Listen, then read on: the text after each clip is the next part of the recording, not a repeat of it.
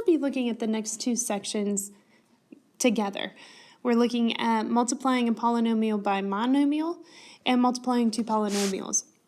And what this is doing is just giving an official name to distribution, which we've been looking at all year. So distribution such that, let's see, we've been looking at things that look like 4 times x plus 3.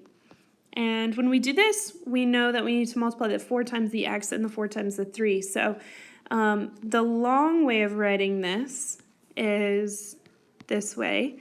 And we've been in our head already shortening it, already simplifying it to this, right? So 4 times, we've got 4, which is a monomial, times x plus 3, which is a polynomial.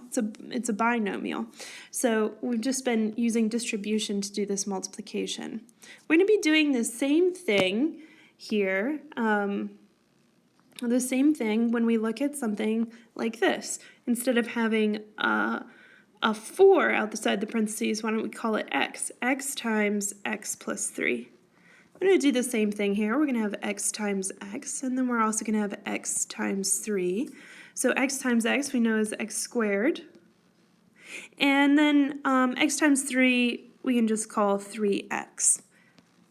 So again, just some basic distribution, which we've been practicing for the many months that we've been together, and then certainly for a year or two before you came to this class. So basic distribution. Now, as we move forward, I'm just gonna let these two examples that we already know how to do hang out up here in the corner for reference. But I'm going to show you a couple different ways that you might organize your work. And what I'm thinking is, as these problems get more complicated, one method might feel more comfortable to you than another. So I'm going to show you two different methods for keeping track of your work. Okay, so we might get a problem that looks like this. Here we've got a monomial multiplied by a trinomial. So what we need to do is take this monomial to every single term inside the trinomial. So I'm going to just write that out. Let's see. I'm going to take a negative 2x. I'm going to multiply that by 4x squared. And then I'm going to take a negative 2x and multiply that by a negative 3x. And then I'm going to take the same negative 2x and multiply that by 5. So now when I simplify, let's see, I've got a negative 2 and a positive 4, so that's going to give me a negative 8. And then I've got this x times x squared, which is going to give me x cubed. And then I'm looking over here at this term. I've got a negative 2 times a negative 3, which is a positive 6. And then I've got x times x, which is an x squared.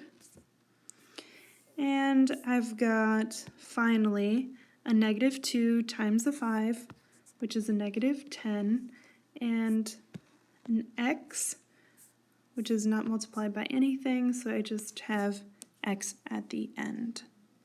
So this would be my simplified version of negative 2x times this trinomial. Okay, let's look at a different way of organizing this.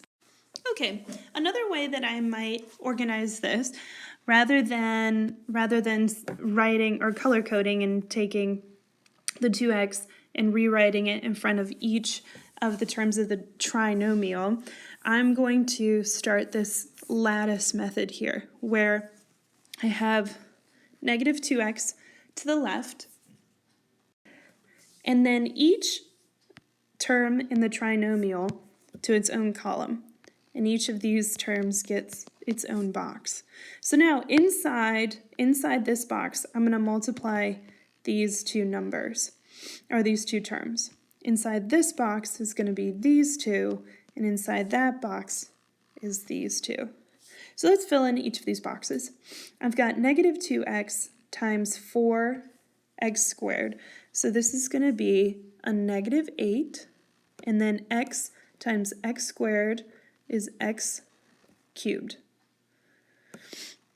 So then inside this box, I'm looking at these two terms. So I've got a negative 2 times a negative 3, which is a positive 6. And then I've got an x times an x, which is x squared. And then I've got negative 2x times a 5, which gives me negative 10x. Then from here, I'm just going to read across my lattice. So my final answer is going to be negative 8x cubed plus 6x squared minus 10x. Let's try that lattice method again with something a little bit more complicated. What I like about the lattice is it kind of gives me room to look at each part of the problem individually without getting really bogged down in all of the separate terms. So what if we had something that looked like 5xy squared times 3x squared minus 4xy plus y squared. So I'm going to make these boxes extra big this time.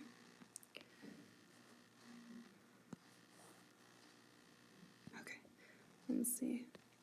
Take out that and make it nicer. There we go. So now what I'm going to do is when I'm multiplying two things together, I'm going to write it out a little bit more deliberately so that then I can simplify and see everything that's going on. So when I'm multiplying these two, I'm just going to look at the numbers to start. So I have a 5 times 3, and then I also have an x times x squared, and then I also have a y squared. So when I match up all of the different terms, all of the different types of parts within these terms, so I have the number parts, of the x parts, and the y parts, then it's a little bit easier for me to simplify to see what's going on, right? So here, we've been practicing this for the past couple of days, so now here I've got 15 x to the third y squared is what this entire box equals. So I'm going to do that same thing, just set up these next two boxes before I simplify. Okay, so I have simply set up each of those multiplication parts for you there. So now we can see how we're simplifying. So we've got negative 4 times 5 is negative 20. We've got x squared, y cubed, and then we've got 5x, y cubed. So now I can just read from left to right, and that will tell me what each of my terms of my final polynomial is. So I've got 15 x cubed y squared,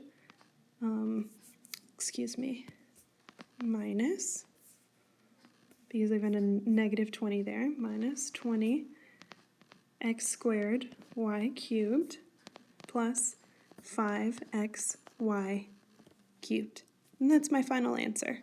This is one of the reasons that I like the lattice method. Once we start looking at 4.6 multiplying polynomials, become even more clear why I like lattice method. Although the other original method, which relates back to the distribution that we've been practicing for many months, also works and also is a beautiful method. Now when I'm multiplying two polynomials together, I might get something that looks like, let's see, that looks like 2x plus 5, so that would be a binomial, multiplied by 3x plus 2, another binomial. So what I'm going to say is I'm still going to apply this method of distribution that I've been using before, but now I need to take this term to both of those terms, and I need to take this term to both of those terms. So I'm just going to set this up using some nice color coding. I'm going to say I've got 2x that's going to be multiplied by 3x plus 2. And then I also have this positive 5 that's going to be multiplied by the 3x plus 2. So in other words, I've got sort of two distribution problems happening at the same time.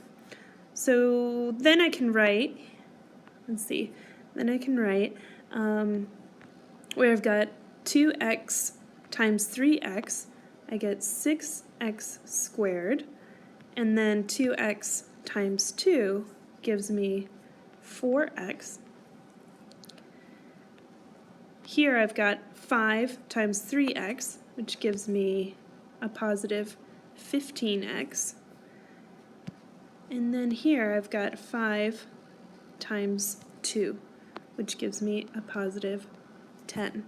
So now I'm going to look through and see if I have any like terms, which I do right here. I'm going to add those together. So I've got 6x squared plus 19x plus 10. This would be my simplified form of this original multiplication. Okay, so this method is sort of this original distribution method. I'm accounting for the first term here and the second term there. Now I'd like to show you this using the lattice method. But first I'm going to shrink this up and put it to the upper right hand corner so we kind of keep track. Okay, now I'm going to take this original problem, I'm going to write it again in the lattice. So let's take this second polynomial first, this binomial here, and let's just write it out like we were before. So we've got 3x and we've got a positive 2. Now for this white binomial here, I'm going to write it vertically. So I'm going to take the 2x and write it here, and then the plus 5 and write it here. And now what I see is I've got an entire row just for the 2x, and then I've got another entire row just for the 5. And then when I divide here, I've got an entire column just for the 3x and an entire column just for the 2x. So now what I can do is when I look in the box, whatever is on the attached to the corners there is what I'm going to multiply. So I've got 2x times this 3x. There. So let's do the shorthand again. I've got 2 times 3, and I've got x times x, which is going to give me 6x squared. Okay, and then in this box, that gives me 2x times 2, so I'm going to say 2 times 2 times x gives me 4x. And then we'll do the bottom row. So we've got 5 times 3x. 5 times 3x gives me 15x. And then here, we've got 5 times 2. 5 times 2, which gives me 10. And now, if you have seen lattice multiplication before, or even if you haven't, what you'll notice is that right here in the diagonals, we've got like terms. So what we can do is just bring down from the first box, we've got 6x squared. From the diagonal boxes here, we've got 15 plus 4x, which is 19x. And then this last box here is by itself, so we've got plus 10. So another way of organizing multiplying polynomials. So let's look at one more example using the two methods. This last example is going to have just a few more terms. So the first one's going to be a binomial, like what we've been looking at. And the second one is going to be a trinomial here. So by the normal distribution method that we've been looking at, we're going to write this 3x times the first term of, times the whole trinomial, and then this negative 2 times this whole trinomial.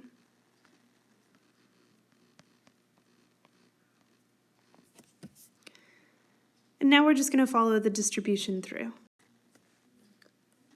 which gives me these two first terms are going to be 6x cubed. Then I've got these next terms, negative 15x squared. These last terms, negative 12x. Now I'm going to go to the negative 2 part. So I've got negative 2 times 2x squared, negative 4x squared. And then I've got here negative 2 times negative 5x, positive 10x. And finally, negative 2 times negative 4, which is a positive 8. Now here's the drawback of using this method. The more terms that I have, the more I have to look and search through to find my like terms. So I'm looking through, I notice that this 6x cubed is all by itself. Then I've got an x squared term and an x squared term. And then I've got x terms, and then I've got this 8 all by itself. So I'm just going to combine like terms here. Let's see. I've got 6x cubed, and then a negative 15 and a negative 4 is negative 19x squared. And we've got a negative 12x and a positive 10x, which gives me negative 2x. And then the plus 8 is by itself. So my final answer when I multiply these all out is going to be this polynomial, this 4-term polynomial. Let's look at this again, but with the lattice method. One of the reasons I like the lattice method is because it automatically puts all of my like terms in order, and it'll make it a little bit easier to simplify. So same original. Now to make the columns, I'm going to say take all of these red pieces. I've got 2x squared minus 5x minus 4, and then take the 3x and a minus 2, and then draw my boxes. So I have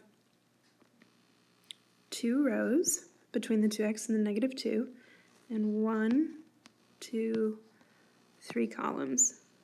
So there we go. There are my boxes. Now I'm going to go through pretty methodically and match up each of my terms, and I'm just going to continue sort of color coding and writing all of the pieces parts so you can see where they're coming from.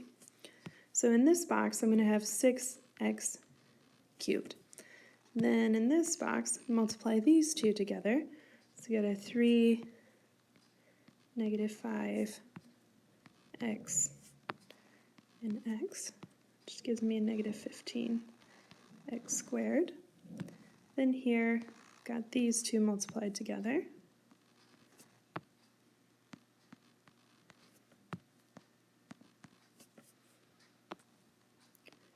This gives me a negative 12x. Then here, got these two multiplied together, negative 2 times 2x squared, which gives me a negative 4x squared. Then I'm looking at these two numbers. Negative 2 times negative 5x, which gives me a positive 10x. And then finally, I'm looking at these two. Negative 2 times the negative 4 gives me a positive 8. So now if I look closely, I notice that right here I have like terms, and right here I've got like terms. So I'm just going to do that addition really quickly, add down. So I'm going to say I've got negative 4 and negative 15, so that gives me a negative 19x squared. And then here I've got a negative 12 and a positive 10, which gives me a negative 2x. And then this 8 just comes down, and this this positive 6x cubed didn't get combined with anything. So my final answer then reads, I'll just read it out and write it one more time, 6x cubed minus 19x squared minus 2x plus 8. So two different methods of organization to keep track of all of my different terms here when I'm multiplying polynomials.